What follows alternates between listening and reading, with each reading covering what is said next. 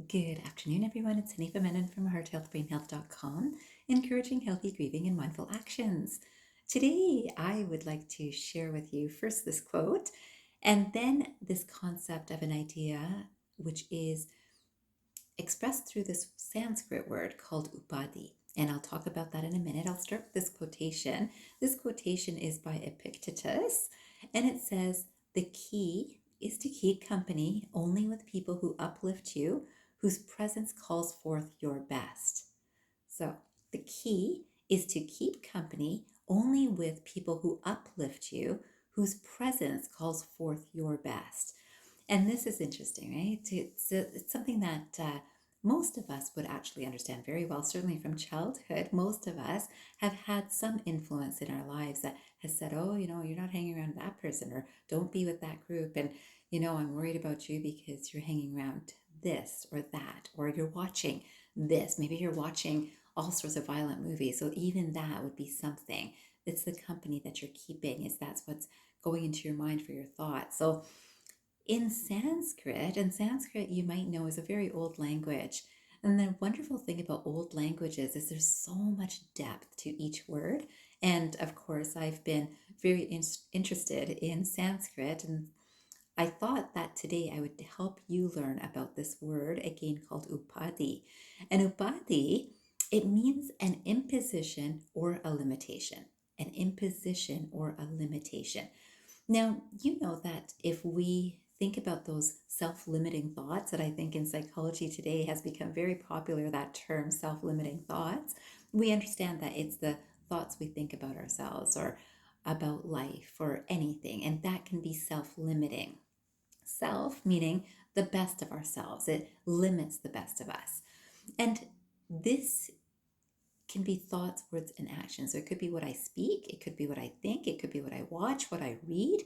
All of that has an imposition or a limitation on my thought. So without anything influencing my thought, I would be just my pure self or the pure self, and so would you. But a lot of times we start being influenced by, sometimes it's the society that we live in. So we know culture influences us. It could be the community I grow up in. It could be the religion I practice. It could be the education I learn. And all of these things could be seen as upadhis. Now, one who influences another through its qualities is called an upadhi. So whatever is near shares its nature. And again, we would probably have a good awareness of this in terms of, oh, Johnny, don't hang around with that boy. That boy's trouble, and he always gets into trouble, and he's always getting you to lie, and he's lying so much, and you're starting to lie. So those sorts of things, that we start noticing these things when we're caring for kids, for sure. But then as adults, we do the same thing. So in our adult state, we start looking at who people are hanging around and what kind of influence it's creating. Now, I know that I've even gone through those sorts of experiences in adulthood in terms of marriage. And so, who I am with in a marriage influences my thinking. And you will notice this about your relationships too. Now, again, whatever is near shares its nature. This is upadhi. Now, when I look at this in terms of understanding ourselves, so this know thyself, remember that the mind is influenced by the quality of the body. And in Vedic scripture, we look at these three parts: the body, the mind, the intellect. And these things all influence one another. But when we look at this upadhi, the mind is influenced by the quality of the body. So if my body feels cold, then I feel cold. That my mind is interpreting from my body is influenced by the state of my body. If it's hot, of course, I feel hot. And the body's conditions influence the mind. So the body's conditions. If I'm in pain, suddenly I'm thinking I'm in pain. So this body mind connection. The mind, in terms of emotions or feelings, will influence our thinking. So our thinking. So now I don't feel so good because I'm in pain, or I'm cold, or I'm hot. All of these things, this is from the mind, which then influences my thinking. I don't feel like doing this. I don't feel like doing that because I'm too cold, or I'm too hot, or I'm in pain. All of these things, and it can be truths, but it's the influence of this on our thought that then shapes how we're thinking. So for the intellect, so remember I said that there's these three parts: the body, the mind, the intellect. And the intellect, the mind is the upadhi. So the mind, for the mind, the body is an upadhi. Remember that the body feels like this, so now the mind feels like this. And for the body, the sense organs are the upadhis. So when we think about this, so remember, this is the three different stages that when we're looking at the intellect, the mind is the upadhi. Remember that the mind is a space of the judgment, the reasoning, the the better than, less than, all sorts of egoic qualities come from that intellect of, yeah, I know that this is better than that, or I'm being better than I was before, or I do this really well, or that person does not do this very well, that sort of idea. That's all intellect.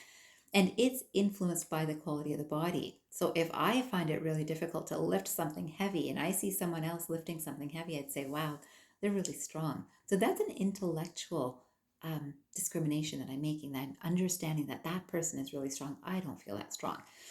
And then the body, well, we'll say, so the intellect, the mind is the upadhi. For the mind, the body is the upadhi. So again, the body not feeling so well, that's influencing the mind, which then influences the thinking in the intellect. And for the body, the sense organs are the upadhis. So the sense organs. So for the body, if I like the taste of something, my sense organ of taste, I want to be able to have more of that taste. If I like the sense of how something feels, I want to have more of that. If I have the sense of this is how this smells and I really like it, that's the upadhi for this body. And so all of the senses have upadhis from, or the body has upadhis from the senses themselves. So one thing's qualities influence the other. And so this is, again, my body likes this, so I go towards it. My body does not like this, so I avoid it.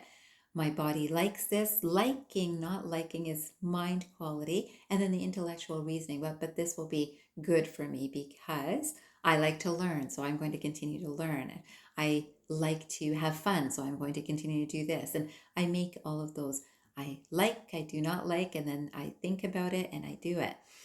And so this is an interesting thing, that when we think about all of us having the same divine energy, the same pure consciousness within us, the reason that I can see something or feel something or understand something different than you will, and it's the exact same thing that we're looking at or going through, it's because my upadhis affect me.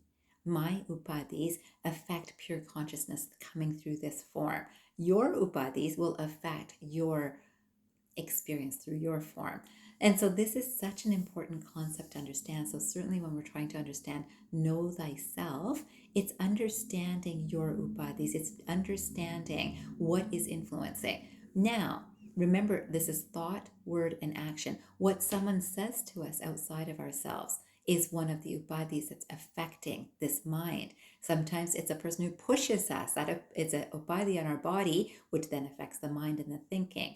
If there is the company that we keep, it's an upadhi. If it's the movies that we're watching, it's an upadhi, because if I choose to watch things that are fun and uplifting, it creates my mind space of being fun and uplifting, and my intellect understands that, wow, that always feels good. Same thing about people. When people are fun and uplifting and encouraging, we feel it, and then our thinking is reflecting that. So the next quotation I wanted to make sure that I share with you is, again, great for any parent, but also great for us to remember. This quotation is by an unknown author, but it says, "Surround yourself with 5 losers and you will become the 6th." And I'm sorry, but it's so true. Who would I call a loser? Now, let's say if I think people who do not study or learn or understand or try to understand themselves deeper is a loser. I don't use terms like that, thankfully. But if I have that judgment, I will not hang around with that because I have that judgment. Yet, they happen to be, the friend that I grew up with for some length of time, or maybe I've just known them for some length of time. I'm choosing to hang around with that, and I will become like that. So again, I might not feel like studying so much anymore. I might not feel like improving myself because the person keeps on saying, well, what use is that? There's no benefit to that. So I might think that. Or someone is really successful and they're really loving and compassionate to all the people that they're around. And that's the person that's with me. I become like that. I become that sixth person. So this means either loser or successful person. And it's whatever your own upadhis allow you to believe is successful or good or worth your time and energy. Now, a lot of people don't really understand or even take time to notice how people make them feel, or how movies make them feel, or how books make them feel, or how music makes them feel.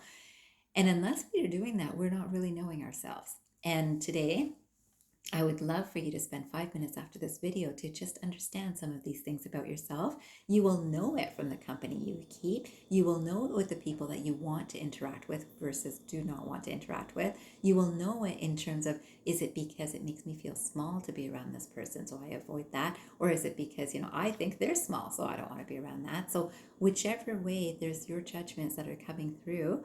And there's either a conscious way to choose your thoughts, words, and actions and what fills your own space, and an unconscious way to do it. So it's just I should hang around with them, or I haven't seen them and they reached out and I'm going to make sure that I spend some time with them. So that kind of and they're always upset about something or other, and they're always dragging me down. I never feel good after I see them, but I'm going to continue to spend time with them.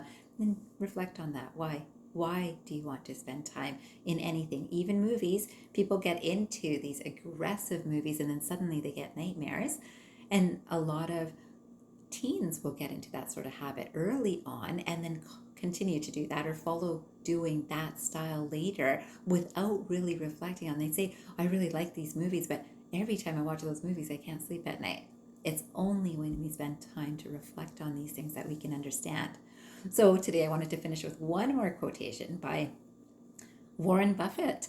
And this quotation says, the difference between successful people and really successful people is that really successful people say no to almost everything.